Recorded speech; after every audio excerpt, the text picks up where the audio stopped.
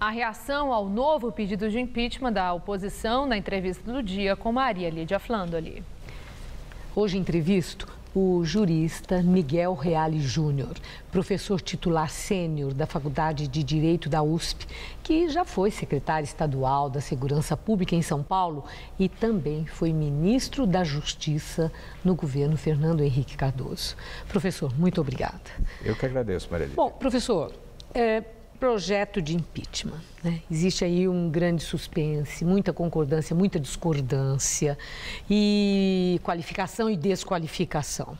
Em relação a esse que é subscrito pelo senhor, já apresentado na Câmara, há, por parte de juristas também de muito prestígio, uma discordância, entendendo que não há fundamento jurídico para aquilo que os senhores apresentaram, porque não há crime praticado, crime de responsabilidade pela presidente Dilma Rousseff.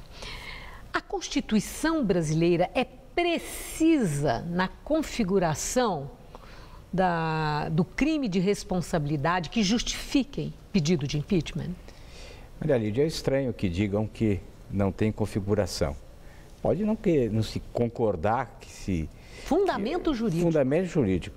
Bom, fundamento jurídico, primeiro, está na própria Constituição, no artigo 85, que elenca os fatos que podem ser objeto de crime de responsabilidade, de crime que levam ao impeachment, e dentre eles o desrespeito à lei orçamentária.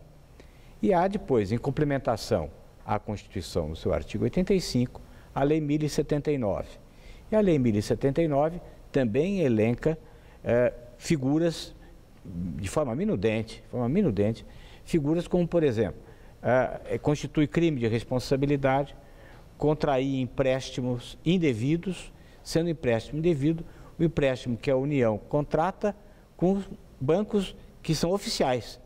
E mais do que isso, esses empréstimos foram realizados e não foram contabilizados, transformando-se, contrariamente à lei de responsabilidade fiscal e à própria lei do impeachment, estabelecendo-se que uma despesa, um déficit se transformasse em superávit primário.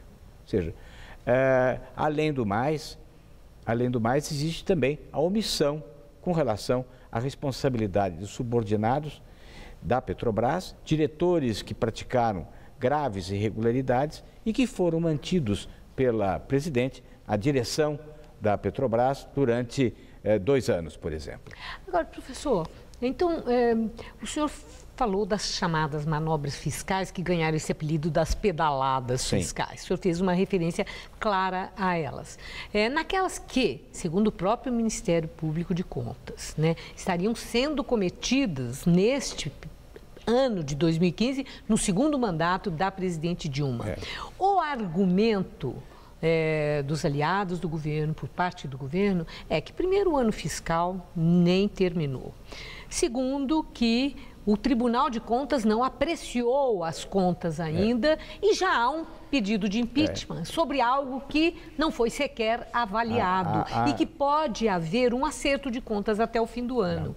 Como é que o senhor vê esse argumento? Primeiramente, não é necessário que os fatos tenham ocorrido em 2015. Inicialmente, eu participava desse entendimento, mas depois verifiquei a orientação do Supremo Tribunal Federal e da própria Câmara dos Deputados de que é possível, no plano ético-político, haver responsabilidade por fatos ocorridos no mandato anterior. Então, tomaram essa desculpa, que não pode ser o mandato anterior, quando, por exemplo, no caso de um deputado, Landim, ele praticou fatos objeto de um processo disciplinar na Comissão de Ética, e antes de se iniciar o processo, ele renuncia. Ele renuncia e se livra, portanto, da punição e da inelegibilidade e se candidata a deputado. É eleito. No novo mandato, instaura-se um processo ético-disciplinar de perda de mandato pelos fatos ocorridos no mandato anterior. Ele entra com mandato de segurança no Supremo Tribunal Federal e o Supremo Tribunal Federal, através de um voto do ministro Celso de Mello, diz não. Há um princípio, que é o princípio da moralidade, que deve prevalecer, e que deve prevalecer não só apenas para o Legislativo, mas para qualquer cargo, também para o Executivo, que a falta grave ética praticada no mandato anterior pode ser objeto do mandato posterior por uma questão de responsabilidade, de moralidade na condução de cargos públicos. Mais do que isso, esse fato que aconteceu em 2015 não precisa ter aprovação ou ter reprovação do Tribunal de Contas e nem a reprovação do plenário da Câmara dos Deputados. O fato já ocorreu. O fato já ocorreu. O fato não ocorre porque o Tribunal de Contas vai dizer que ele é ilegal. O fato já ocorreu. E gravíssimo, que foi gravíssimo, ou seja, foram decretos destinando verbas para órgãos federais, verbas estas não decorrentes de excesso de arrecadação, sem passar a autorização da utilização dessas verbas complementares pela Câmara dos Deputados. Portanto, são fatos muito graves.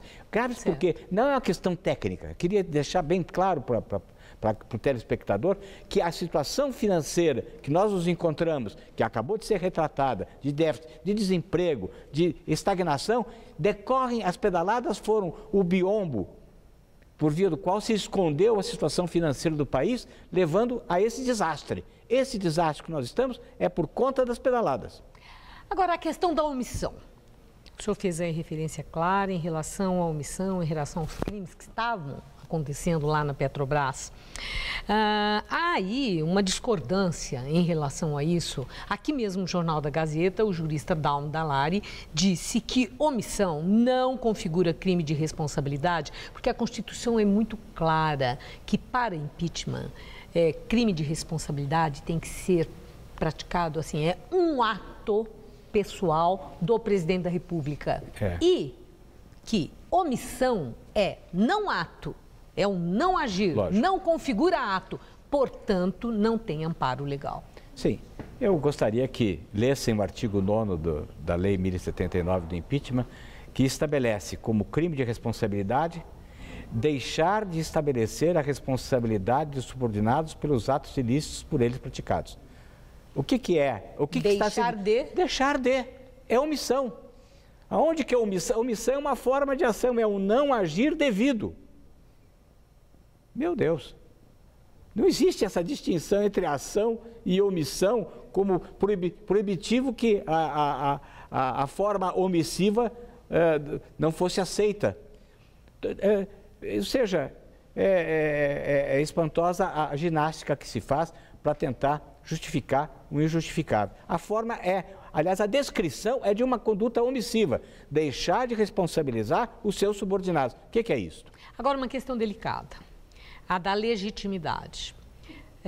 Há um questionamento que quem subscreve esse pedido de impeachment, que o senhor subscreve, Hélio Bicudo, Janaína Pascoal, aí a referência ao senhor e a Hélio Bicudo, são pessoas que têm ou já tiveram participação político-partidária e, por isso mesmo, não tem a isenção que confira legitimidade para a subscrição de um pedido de impeachment. Eu quero ouvir o senhor sobre isso. Se o fato de ter uma preferência política significa impedimento para entrar com um pedido de impeachment e subscrever esse pedido.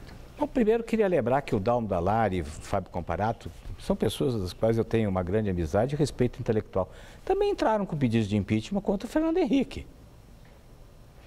E não ia dizer que eles não tivessem legitimidade, ia dizer que nos pedidos de impeachment que eles interpuseram, ele não tinha fundamento, mas eu não posso dizer que não tinha legitimidade.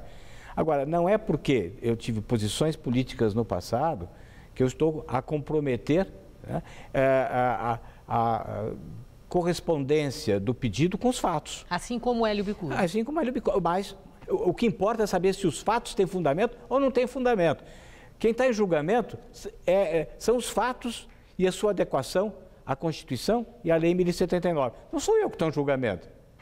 Quer dizer, realmente chega a ser um pouco estranho que se queira tirar a análise dos fatos e dos seus fundamentos com essa desculpa.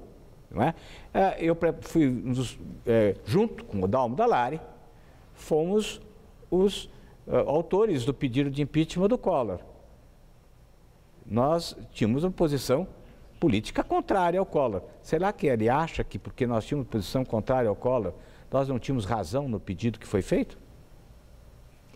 Muito obrigada, professor. Uma boa noite. Boa noite, Maria.